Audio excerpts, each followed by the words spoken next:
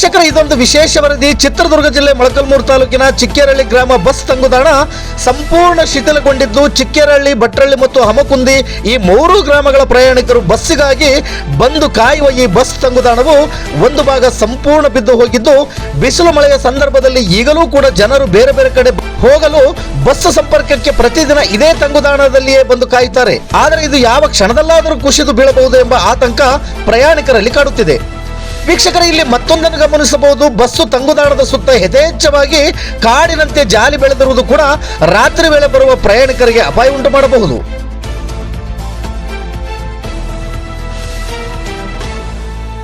ಈ ಜಾಗದಲ್ಲಿ ನೂತನವಾಗಿ ಬಸ್ ತಂಗುದಾಣ ನಿರ್ಮಿಸಿಕೊಡಬೇಕೆಂದು ಸಂಬಂಧಪಟ್ಟ ಇಲಾಖೆಗಳಿಗೆ ಮತ್ತು ಜನಪ್ರತಿನಿಧಿಗಳಿಗೆ ಸಾಕಷ್ಟು ಬಾರಿ ಮನವಿ ಮಾಡಿದರೂ ಜನಪ್ರತಿನಿಧಿಗಳು ಇತ್ತ ಕಡೆ ಗಮನ ಹರಿಸುತ್ತಿಲ್ಲವೆಂದು ಸ್ಥಳೀಯ ಚಿಕ್ಕೇರಹಳ್ಳಿ, ಭಟ್ರಳ್ಳಿ ಮತ್ತು ಹಮಕುಂದಿಯ ಗ್ರಾಮಸ್ಥರು ಗರುಡ ನ್ಯೂಸ್ ಮಾಧ್ಯಮದ ಮೂಲಕ ಇಡಿಶಾಪ ಹಾಕುತ್ತಿದ್ದಾರೆ.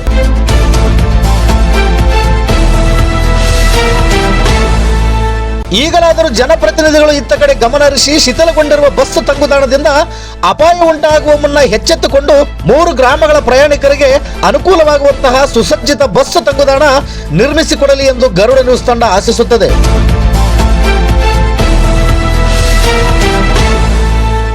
ವರದಿಗಾರರು ಸೋಮಶೇಖರ ಭಟ್ರಳ್ಳಿ, ಇದು ಗರುಡ ನ್ಯೂಸ್. ನಾನು ಮಲ್ಲೇಶ್ ಕಮತೂರು.